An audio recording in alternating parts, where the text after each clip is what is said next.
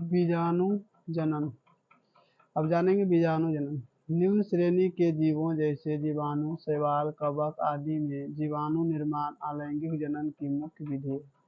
इस प्रकार के जनन में सामान्य सूक्ष्म थैली जैसी बीजाणु धनियों का निर्माण होता है। इसके भीतर अनेक छोटी छोटी गोल हल्की रचनाएं बनती हैं, जिन्हें बीजाणु या स्पोर कहते हैं।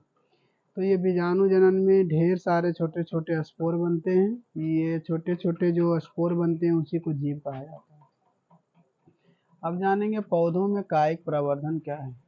जनन की वह प्रक्रिया जिसमें पादप शरीर का कोई कायिक या वर्धी भाग जैसे जड़, तना, पत्ती आदि उससे विलग और प्रवर्तित होकर नए पौधे का निर्माण करता है, उसे कायिक प्रवर्धन कहते हैं। इसके द्वारा बनने वाले पौधे अपने जनक के अनुरूप होते हैं। कायिक प्रवर्धन प्राकृतिक एवं कृत्रिम दोनों प्रकार से होते हैं। तो ये कायिक प्रवर्धन है क्या? तो पौधे के फूल को छोड़कर सभी भागों से, जड़ हो, तना हो, पत्ती हो, किसी भी भाग से नए पौधे तैयार करना, निर्मित करना ही कहलाता है कायिक प्रवर्धन। ये प्राकृतिक विधि से होते हैं और कृत्रिम विधि से होते हैं। ये बहुत प्रकार के होते हैं, जिसमें कर्तन लगाना, गुटी लगाना वगैरह वगैरह ढेर सारी विधियां अपनाई जाती है और इसमें विकसित पौधों को उत्पादन किया जाता है, यानी कि विकसित किया जाता है। उत्तक संवर्धन, यही कायिक प्रवर्धन का दूसरा रूप होता है, उत्तक प्रवर्धन। कृत्रिम कायिक प्रवर्धन में स्वास्थ्य वंचित पौधों से उत्तक का एक छोटा टुकड़ा काट कर ले लिया जाता है। उपयुक्त तापमान, आर्द्रता एवं अन्य अनुकूल परिस्थिति में उत्तक का वह टुकड़ा एक असंगठित पिंड बन जाता है, जिसे कैलाश कहते हैं। इस तरह के उत्तक संवर्धन कायिक जनन का एक आधुनिक तरीका है। इस विधि से अनेक पौधे जैसे गुलाउदी, शतावरी, ऑर्किड आदि इस विधि से तैयार किए गए पौधे को एक पूर्वजक या क्लोन कहते हैं। तो यहाँ उत्तक संवर्धन में होता क्या है? तो पौधा के एक उत्तक को काट कर उसमें विभिन्न प्रकार के केमिकल मिलाकर जो उसके लिए जरूरी होता है उससे कैलाश तैयार किया जाता है, उस पर छोटे छोटे पौधे तैयार होते हैं। तो यह विधि कहलाता है उत्तक संवर्धन। अब है लैंगिक जनन क्या है? तो जनन की वह विधि जिसमें दो भिन्न लिंग अर्थात नर और मादा दोनों भाग लेते हैं उसे लैंगिक जनन कहते हैं। नर युग्मक को शुक्राणु या स्पर्म और मादा युग्मक को अंडाणु या ओवम कहते हैं। लैंगिक जनन में दो मुख्य क्रियाएं होती है। युग्मकों का पहले नंबर निर्माण होता है, दूसरा नंबर युग्मकों का संयुग्मी या संलग्न होता है। नर युग्मक का मादा युग्मक से संलग्न होता है, जिसे निषेचन कहते हैं। निषेचन के फलस्वरूप सर्वप्रथम एक कोशिकीय युग्मनज या जायगोट का निर्माण होता है। तो यहाँ से जानना होता है कि युग्मनज किसे कहते हैं या युग्मक किसे कहते हैं। तो नर में अलग युग्मक होते हैं, मादा में अलग युग्मक होते हैं। जब ये दोनों आपस में संलयन होते हैं तो युग्मनज बनाते हैं। यहाँ दिखाया गया जीव है पैदा करता है, जीव है जो पुनः पैदा करता है, जीव है और यह क्रिया अनास्वरता चलती रहती है। ये क्रिया हमेशा चलती रहती है। नर युग्मक है, मादा युग्मक है। नर ये शुक्राणु हो गया, ये ओवम अंडाणु हो गया, ये दोनों मिला तो युग्मनज बना, युग्मनज से एक वंशज बनेगा। अब यहाँ लिंग के आधार पर जीवों को दो वर्गों में बांटा गया है। तो लिंग के आधार पर जीव दो प्रकार के होते हैं। एक होते हैं एक लिंगी जीव, जिनमें नर और मादा लिंग अलग अलग जीवों या व्यष्टियों में पाए जाते हैं, अलग अलग, नर अलग मादा अलग। तो इस प्रकार के जो लिंग होते हैं उसे एक लिंगी कहते हैं। तो एक लिंगी जीव में आते हैं जो जीव केवल शुक्राणु उत्पन्न करते हैं उन्हें नर जीव कहते हैं, और अंडाणु उत्पन्न करने वाले जीव को मादा जीव कहते हैं। नर जीव उसे कहते हैं जो शुक्राणु उत्पन्न करते हैं, और जो अंडा उत्पन्न करते हैं उसे हम मादा जीव कहते हैं। अधिकांश पादप में सामान्यतः नर और मादा लिंग एक ही व्यष्टि में मौजूद होते हैं। ऐसे जीव को द्विलिंगी या उभयलिंगी या बाइसेक्सुअल या हार्मोफ्रेडाइट कहते हैं। तो पौधों में खासकर ये गुण समानता पाए जाते हैं, जिनमें नर और मादा दोनों गुण एक ही साथ पाए जाते हैं, तो उसे द्विलिंगी कहते हैं। द्विलिंगी को ही उभयलिंगी कहा जाता है, यानी नर और मादा दोनों, या उसी को बोला जाता है बाइसेक्सुअल।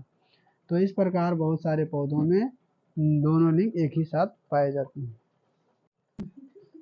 लैंगिक जनन की सार्थकता के बारे में जानेंगे। लैंगिक जनन में होता क्या है? तो मूल जीव के डीएनए अर्थात उनके जो पीढ़ी दर पीढ़ी डीएनए होता है वो स्थानांतरण होते रहते हैं। इसी के कारण उस जीव के तरह अगला जो जीव होता है उसमें डीएनए और आनुवंशिक गुण पाए जाते हैं। बताया जा रहा है प्रत्येक अगली पीढ़ी में डीएनए की मात्रा पिछली पीढ़ी से दुगनी होती है जाएगी एवं धरती पर केवल डीएनए ही मिलेंगे एवं जीवों का अस्तित्व ही खत्म हो जाएगा। एक समय आएगा जिस समय सिर्फ डीएनए मिलेंगे, उस समय जीवों की स्थिति यानी कि अस्तित्व ही खत्म हो जाएगा। जीवों की हर जाति में गुणसूत्रों की संख्या अलग अलग एवं स्थिर रहती है। लैंगिक जनन से जीवों में विविधता पैदा होती है जो जैव विकास के लिए आवश्यक होता है। तो जैव विकास में सबसे महत्वपूर्ण होता है जीवों के बीच पाए जाने वाले जैविक विभिन्नताएं। अब जानेंगे पुष्पीय पौधों में लैंगिक जनन। लैंगिक जनन के लिए पुष्पीय पौधों में फूल या पुष्प ही वास्तविक जनन भाग होते हैं, क्योंकि इनमें जनन अंग उपस्थित होते हैं जो जनन क्रिया के लिए आवश्यक है। अतः पादप जनन अंगों को जानने के लिए एक समान पुष्पी रचना का अध्ययन करना आवश्यक होता है। यानी पुष्प में जो जनन की क्रिया होती है, अर्थात पौधों में जो जनन की क्रिया होती है वो पुष्प में ही होता है। अब यहाँ पुष्प एवं इनके जनन भाग डंठल, वृंत या पेडिसेल, पुष्पासन या थैलमस। पुष्पीय भाग एक प्रारूपी फूल में चार प्रकार के पुष्पपत्र होते हैं। एक प्रारूपी फूल में चार प्रकार के पुष्पपत्र होते हैं। पहला का नाम होता है बाह्यदलपुंज, दूसरा का नाम होता है दलपुंज, तीसरा का नाम पुमंग, चौथा का नाम जायांग होता है। सहायक अंग और आवश्यक अंग के रूप में वर्तिका और वर्तिकाग्र होता है, जिसे स्त्री केसर कहते हैं, अर्थात स्त्री का भाग होता है। यहाँ पर अंडाशय, तो स्त्री केसर में तीन होते हैं, एक अंडाशय, एक वर्तिकाग्र, एक वर्तिका। ये तीनों मिलकर स्त्री केसर का निर्माण करता है। परागकोश और परागकण और पुतंतु ये सभी मिलकर बनाते हैं पुंकेसर। ये दलपुंज है जिसे हम पंखुड़ी कहते हैं। यहाँ से देखेंगे पुष्पासन, ये वाला भाग हुआ जो फूला हुआ भाग है, इसे पुष्पासन। पुष्पासन के अंदर अंडाशय होता है, अंडाशय के अंदर ये बीजांड बताए जा रहे हैं।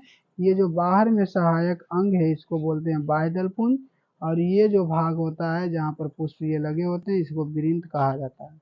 तो एक पुष्प की अनुदैर्घ्य काट के लिए पुष्पासन को दर्शाते हुए चित्र में बताया गया है। तो यहाँ ध्यान देना है कि ये जो सहायक अंग होते हैं इसे हम बोलते हैं बाह्यदलपुंज, और यहाँ से जो रंगीन अर्थात महक वाली होती है उसे हम बोलते हैं दलपुंज। इसी के अट्रैक्शन के कारण जो छोटे मोटे कीड़े मकोड़े होते हैं वो आकर्षित होकर यहाँ पर मोहित होते हैं। ये वर्तिकाग्र होता है, ये वर्तिका होता है और यहाँ पर वर्तिका होता है। ये पाइप रूपी संरचना होती है जो सीधे अंडाशय से जुड़े होते हैं, और यहाँ पर छोटा चिपचिपा पदार्थ होता है। यहाँ पर है परागकोश, ये परागकोश है। परागकोश के अंदर रहता है परागकण।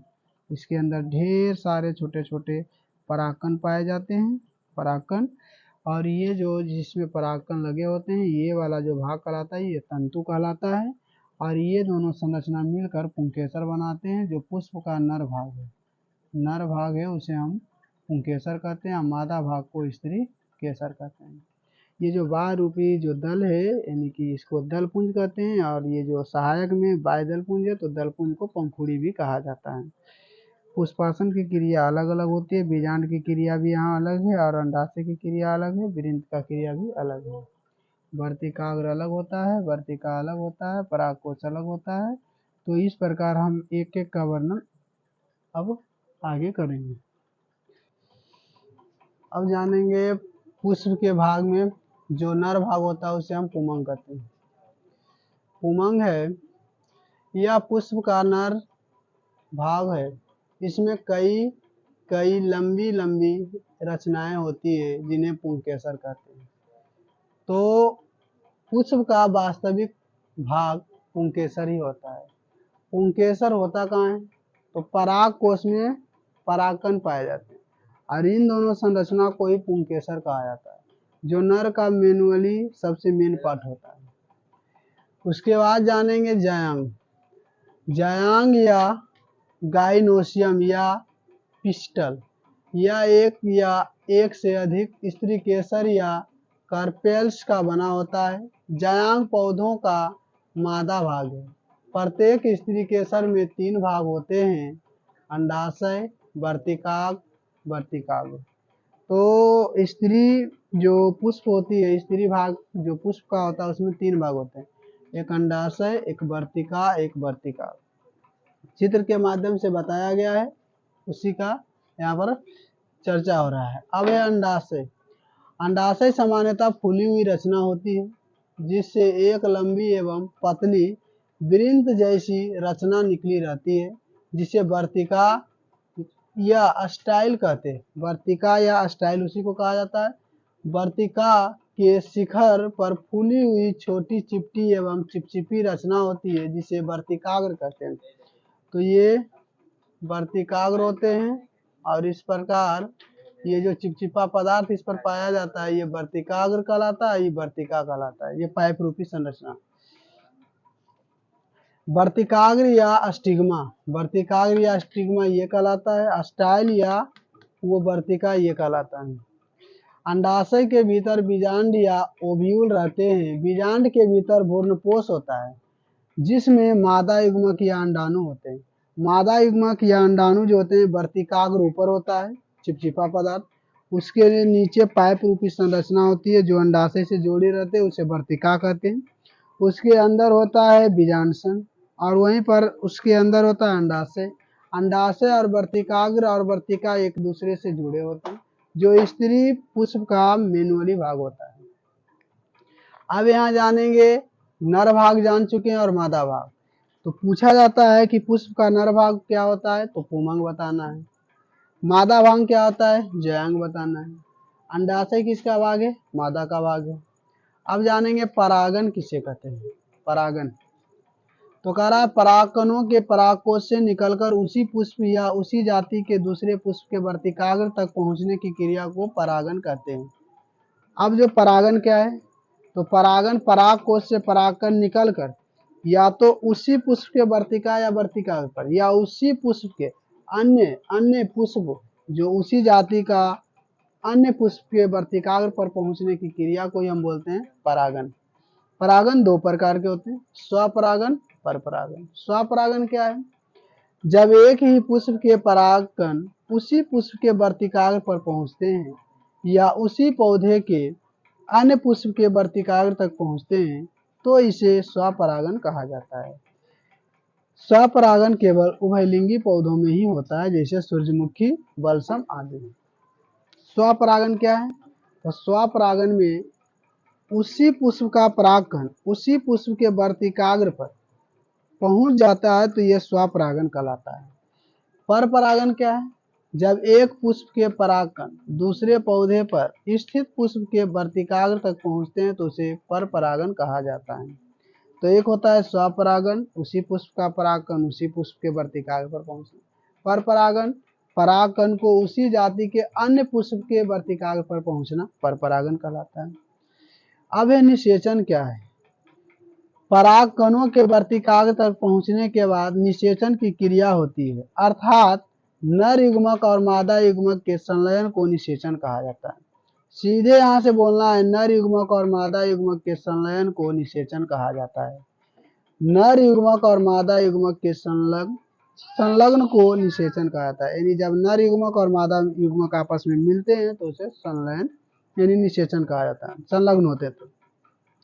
वर्तिकाग्र द्वारा स्रवित रसायन के प्रभाव से सर्वप्रथम परागकण से एक नली निकलती है जिसे पराग नलिका कहते हैं। पराग नलिका के सिरे पर एक विशेष प्रकार का किण्वन निकलता है जो वर्तिका के ऊतकों को गला देता है। अब यहाँ देखना है पुष्प की संरचना है जिसमें बताया गया है वर्तिकाग्र कौन है, ऊपर वाला भाग, वर्तिका कौन है, ये वाला भाग, अंडाशय ये वाला भाग है। यहाँ बताया जा रहा है परागकण यहाँ पर ही उपस्थित है, पराग नलिका यहाँ पर उपस्थित है, इसी के माध्यम से नीचे जाएगा। यहाँ बीजांडशय है, यहाँ बीजांड, यहाँ अंड कोशिका है, ये इस प्रकार यहाँ से जाएगी और इसको निषेचन करेगी। पुष्पीय पौधों में निषेचन की घटनाएं प्रदर्शित होती हैं। तो परागकण क्या होगा, यहाँ से किसी भी माध्यम से, हवा जल अन्य माध्यम से यहाँ आएगा। यहाँ के बाद ये जो है वर्तिकाग्र ये इन करेंगे, इन करने के बाद ये वर्तिकाग्र जो है वर्तिका, इसके माध्यम से ये अंदर की ओर प्रवेश करेगा और अंदर की प्रवेश करके यहाँ मिलेगा जहाँ पर निषेचन की क्रिया होगा। यही निषेचन की क्रिया होती है। नर युग्मक और मादा युग्मक जब आपस में मिल जाते हैं तो उसे निषेचन कहा जाता है। अब यहाँ जो अंडाशय होते हैं ये धीरे धीरे विकसित होकर बीज और बीजचोल बनाते हैं। ये था पुष्प के टोटल पराग पुष्प के जनन के बारे में इसकी जानकारी। अब इधर जो दिया हुआ है वो जानेंगे जीव जंतु अर्थात मनुष्य। तो यहाँ से जानेंगे मनुष्य के बारे में। मानव का प्रजनन तंत्र। मनुष्य एक लिंगी या एक लिंगी श्रेयी प्राणी है, अर्थात नर जनन अंग और मादा जनन अंग अलग अलग व्यक्तियों में पाए जाते हैं। मनुष्य में यूं ही नर अलग होते हैं और मादा अलग होते हैं। मादा जनन अंग या गोनोड होते हैं। इसके अतिरिक्त दोनों में कुछ सहायक लैंगिक अंग तथा सहायक ग्रंथियां भी पाए जाते हैं। मानव जनन अंग साधारणतः लगभग 12 वर्ष की आयु में परिपक्व हो जाते हैं, परिपक्व एवं क्रियाशील होने लगते हैं। इस अवस्था में बालक बालिकाओं के शरीर में कुछ परिवर्तन होना प्रारंभ हो जाता है। इस अवस्था को किशोरावस्था कहा जाता है। लड़कियों हो या लड़के हों, बालक हो या बालिकाएं हों, इन सबों में 12 वर्ष के बाद हार्मोनल डिस्प्रेक्शन अर्थात हार्मोन में परिवर्तन के कारण उसका शारीरिक बनावट में परिवर्तन आता है। तो ये जो अवस्था होता है ये अवस्था कहलाता है किशोरावस्था। किशोरावस्था में होने वाले परिवर्तन की अवस्था यौवनारंभ या ब्यूबर्टी कहलाता है। तो इस समय जो किशोरावस्था का समय होता है इसमें शरीर में ढेर सारे परिवर्तन होते हैं। इस परिवर्तन के कारण इस जो परिवर्तन होता है इसको बोलते हैं यौवनारंभ या ब्यूबर्टी। अब जानेंगे परिवर्तन क्या क्या होता है और आगे क्या क्या इसकी भूमिका है। नर जनन अंग। नर जनन अंग में 2 वृषण, कई शुक्र अपवाहिकाएं, प्रत्येक वृषण से संबंधित अधिवृषण या इपिडर्मिस एवं शुक्रवाहिनी, शुक्राशय एवं मूत्रमार्ग तथा शिशन एवं कुछ सहायक ग्रंथियां, ये सभी पाए जाते हैं नर जनन अंग में। वृषण पुरुष का सबसे प्रमुख जनन अंग है।